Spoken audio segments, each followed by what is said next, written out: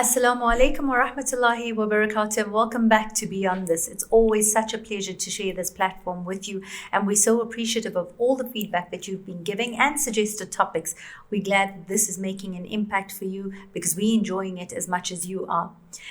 The guest today needs, I think, no introduction, actually. He is well known through our country. He is known for his community efforts, not just in the education space, but more so in the marital space. The amount of work he has done to keep our community together is groundbreaking and phenomenal. None other than my friend Edris Khamissa. Assalamu alaikum. Wa alaikum salam wa rahmatullahi wa barakatuh. So, Uncle Edris, you're known as the love doctor. We know your profile. We know the work that you do. We have such limited time on this podcast, so I want to get straight into it.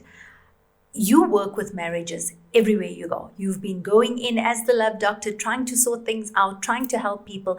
But we're not just seeing young marriages hitting hiccups. We're seeing older marriages, people that have been married for over 20 years, also breaking apart. What do you think or seeing as being the biggest issues that we're facing right now? I think it's a number of factors, right? For me, what comes to mind is the fact that, when couples are together for a long time, they do not bring new energies into the marriage. There is a lack of communication. We take each other for granted. There's a sense of complacency. And slowly, we get physically and emotionally apart.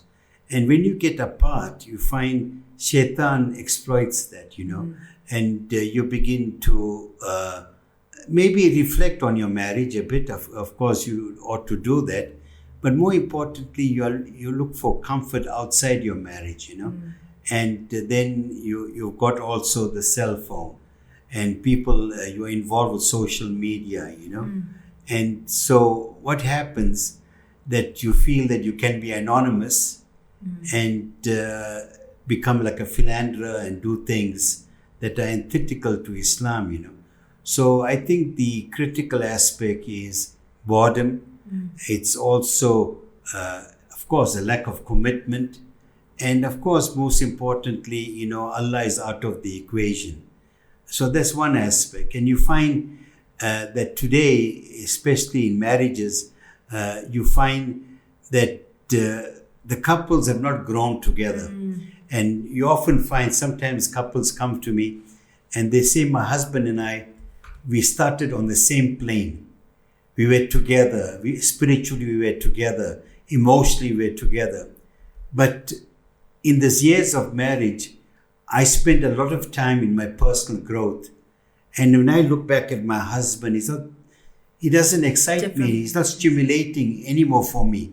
In fact, I find it boring. I just find his company boring. You understand. And the sad thing is this, that sometimes the woman, often more than the man, might want to seek help, share it with someone objective. And the husband often says, he's so blasé about it. He says, there's nothing wrong with me. If you want to go, you must go and see someone, So I think the long and short of it all is that we have diminished the institution of marriage. It's an institution that goes beyond our life, and we have forgotten what it is. We have forgotten that our spouses have rights. We have forgotten that we're only concerned about their rights. Rather they're fulfilling their duties towards you. So in the end, I have never in my modest life seen so many divorces, and not only with young people, but also people that are married for some time, and you get a shock of your life.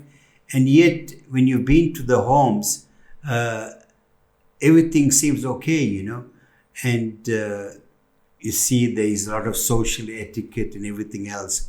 But beneath that, there is a lot of antagonism and acrimony, And I think you've touched on so many pertinent points, because marriage is not something that, we've passed 20 years, now we're okay, we can just carry on. It's actual active work that you have to do at it. And I think the one point I just want to make a comment on, you've mentioned that, people say, there's nothing wrong with me, I don't need to go for help, you can go. And I think that's the biggest mistake, because we've said this repeatedly in our podcast. All of us need a form of help, a form of healing, and admitting to saying, I want it enough to make my marriage work doesn't mean that people are going to point out flaws in you. It's about you already pitched up, you showed up, and you're showing commitment to want to make it work. Yeah, I think you got to go back to the very beginning.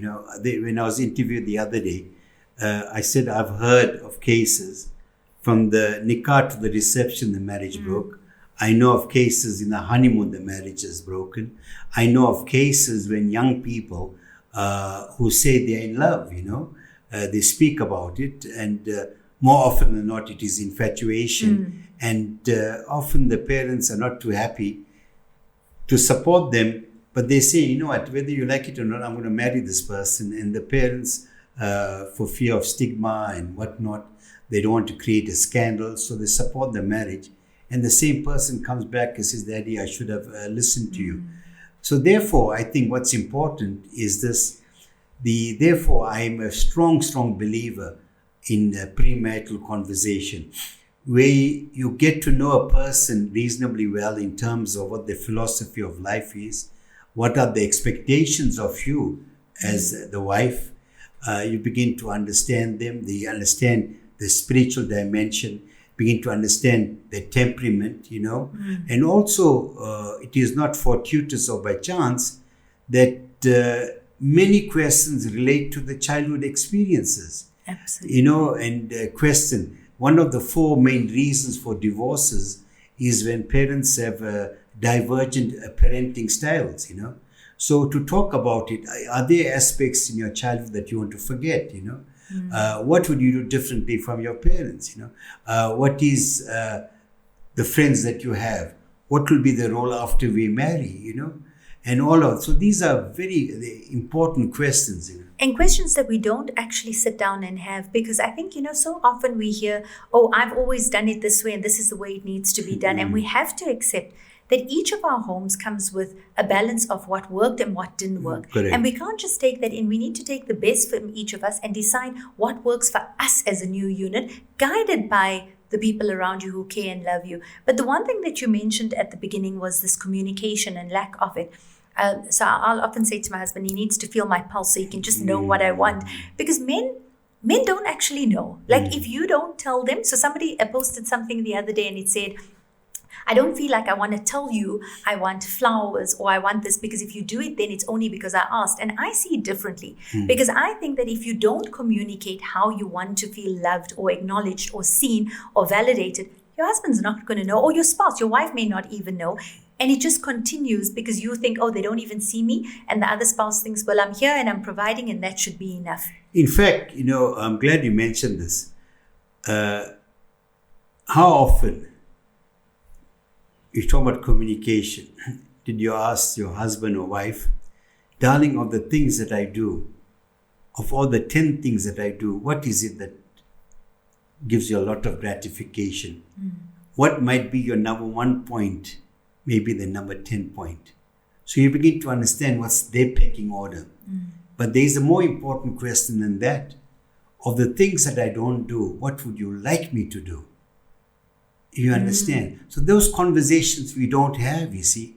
And we need to have those conversations. Because in the end, you got to always, in a sense, invest in your marriage. Invest in yourself. And it doesn't mean because you like affection in a particular way, your spouse also likes it in that particular way.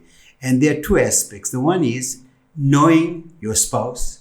Therefore, psychologists have said that the first 3 years of marriage are the most important 3 years, where you get to know a person, what makes them laugh, what makes them cry. And accordingly, you're able to respond.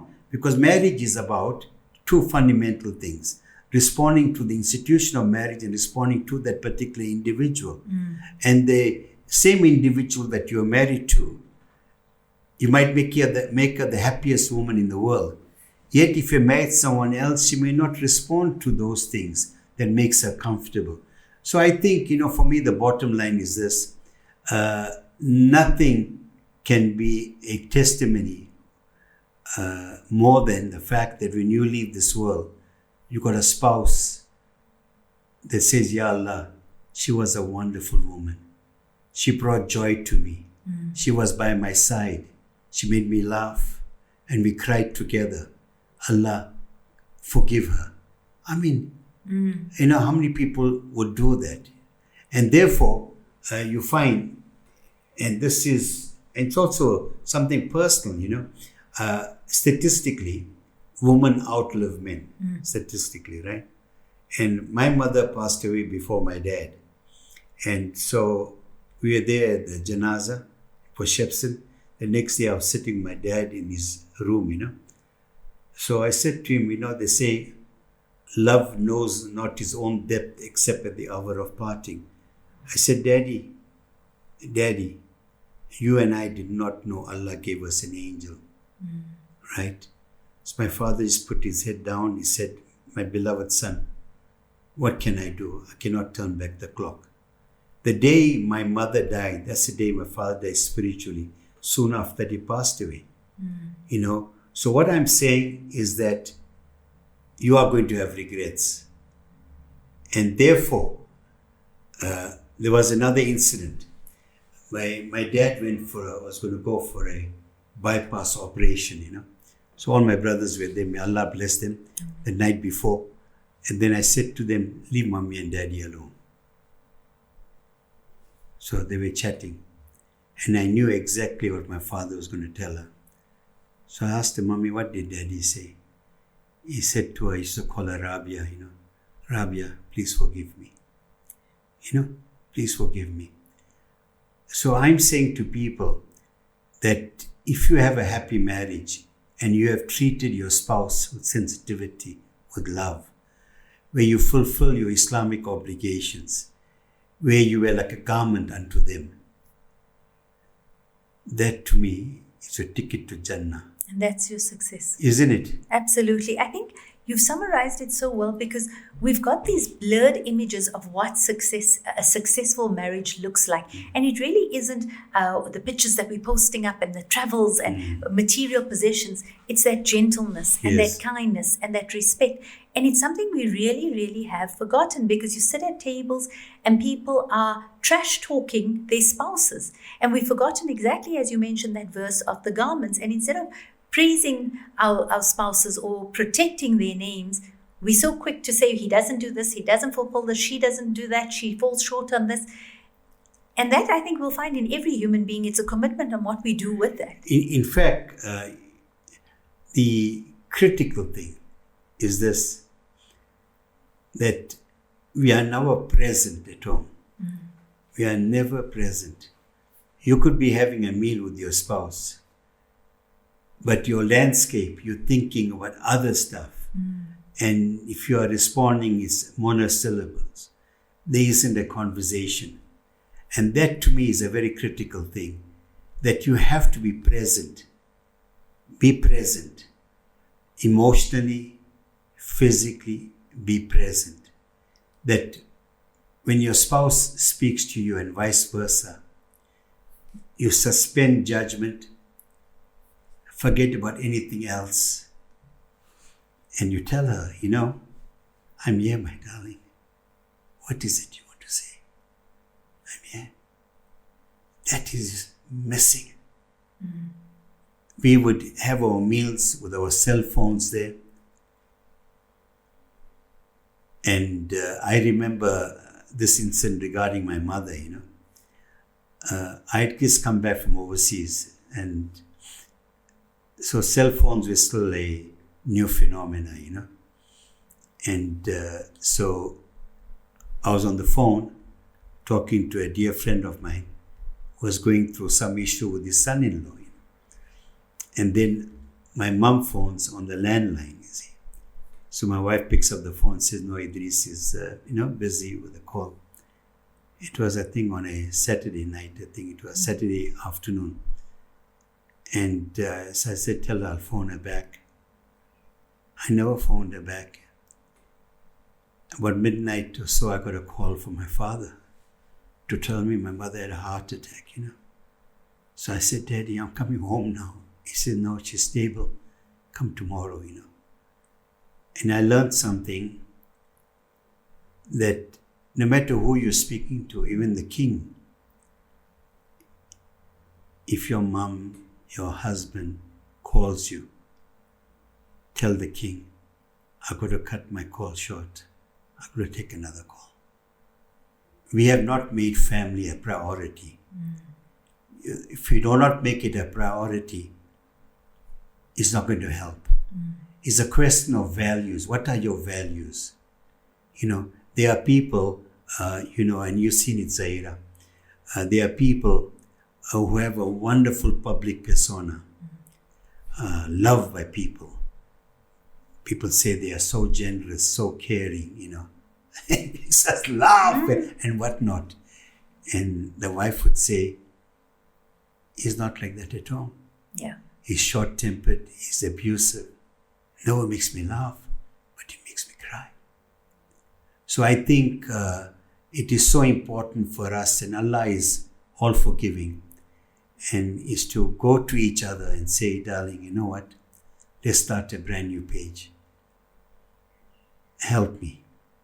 Help me to be the worthy husband. Help me to be the worthy wife. Let our children want to embrace the institution of marriage because of our moral behavior. And I think that's it. To understand that if your children can watch it and say, I want something like this, I want something that looks like this, because this is respect, it's real, it's authentic, I think then you're doing the right thing. But Uncle Edris, you've also mentioned so many things about knowing when to ask for help, having those conversations. It's never too late, like you said. If you're watching this and you know that you're struggling, you're feeling empty, but it's not just about what is he doing for me, what is she doing for me. It's about what are you also doing to fix it. Because marriage cannot be just one-sided, one person putting in effort. It has to come from both sides, both communicating, both doing it. I know we've spoken to people who say, I keep doing this and I get no response, but she hasn't even communicated to him that there's a problem, or that she's feeling unloved or neglected. Like I know husbands who say, but I didn't even know we had a problem. For me, everything was fine. So having these discussions, these communications are imperative and so important. And I think you've touched on so many things about knowing that it's okay to ask for help. It's okay to reach out, and it's okay to want better for what you have. In fact, there is another dynamic which we often take for granted, sometimes when we have issues in the marriage, it taints the way we look at each other. We forget about things that you need to be grateful for. And I often cite this particular example. I remember years ago, a couple came to see me. The man was happy to see me. The woman had made up her mind this marriage is over. So she came with a thick book. So, I often seek Allah's guidance before I help people. I don't normally do the same thing with everyone. So I said to her, sister, I know you've got a lot to tell me, but I want you to start off by sharing 3 good qualities of your husband. She was mad, because she has, because she prepared the negative. A manual. History and whatnot, right? And we women remember everything. Correct. Yes. Exact date and time. So she started off, she was upset at the question. Reluctantly, she gave me 1 good attribute. She gave me the 2nd. 3rd, she was feeling a little more comfortable. 4th, she came to the 5th. And what she said, ignore this book. I now realize I was in a happy marriage. You see? So it's important to make a distinction sometimes, whether there is malicious intent on that part, or your husband doesn't have it in him. He did not grow up with love and affection.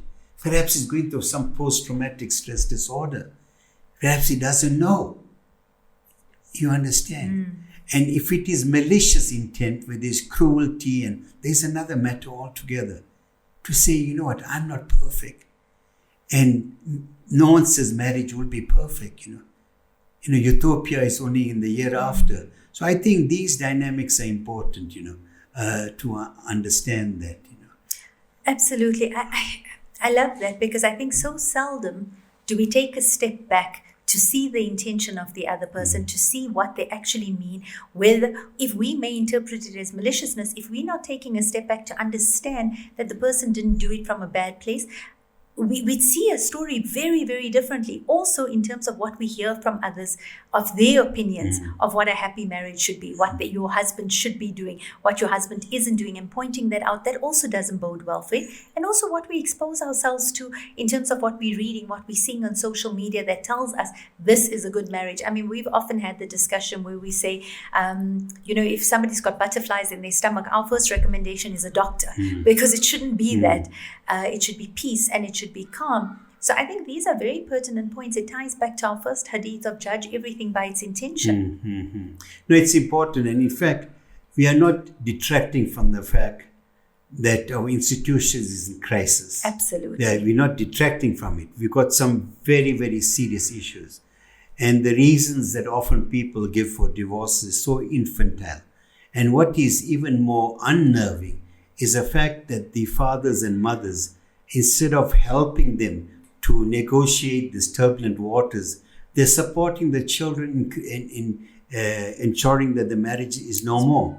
That is very disturbing, So I think it's important that we play an active role, we get involved, we educate our children, let them know Daddy, Mommy will always be there.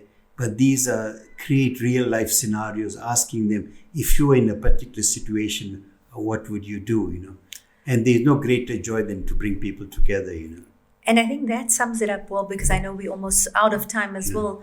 But I think, we've gone from these extremes of people weren't allowed to ask for their safe spaces and for their divorces in situations where it was definitely warranted, to times where we as parents are definitely failing our children because we say, you don't need to work at it, just come home, we'll do a better job. But are we going to do that for everything else in their lives, every difficulty they have? We can't. It's about teaching them how to navigate these journeys, how to problem solve, and how to make things work. Because there's certain things, like Uncle Edris has mentioned, that yes, it is warranted. And yes, we have a crisis. But there's a lot of things that I think we can fix and we can make work, and we should be making work. Because I always say this, is that if we are witnessing a nikah and we are part of that wedding, we take an amana, a responsibility upon us to ensure that that marriage works. So when people approach you for advice, it's not about what's best for you. It's about what's best for them.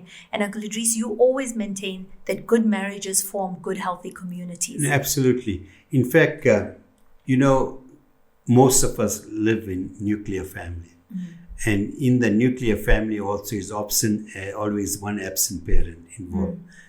I remember growing up in my hometown, Port Shepson, the whole town brought me up. Absolutely. Any uncle, any person in the street, someone that is an elder, my father will send to them. He says, sort my son out. Because that's how we were raised. That's why it was, Yeah. But today an uncle cannot even advise his nephew or nieces. Gone are the days when young boys and young girls, when they pass an exam, they do well, and automatically they phone their uncle, they and phone the aunt. the family. Yeah, they phone the family. So I want people to know that happiness is not a selfish emotion. It impacts on the lives of many, many people, and when a marriage is disrupted, it affects the lives of many, many people. Absolutely. And inshallah, with that, we'll be able to look at what our responsibilities are in holding these families together, because in that we hold our communities together. We were raised by communities, there's no doubt about it. And we need to ensure that we bring back some of that old goodness, that old value system that we've so easily discarded for our own benefits. I think Uncle Edris has summed it up very nicely. Make sure there's adequate communication. Make sure we create safe spaces, not just for ourselves, but for our spouses, so that our homes are sanctuaries of safety, of peace, of comfort, where someone looks forward to coming home. And while we are looking for and asking for respect and gentleness and kindness, let's make sure that we afford that same respect, gentleness, and kindness to our spouses and to our children. Thank you for joining us on this segment of our journey. Like with everything else that we learn, there's a lot more beyond this. But what comes next starts here.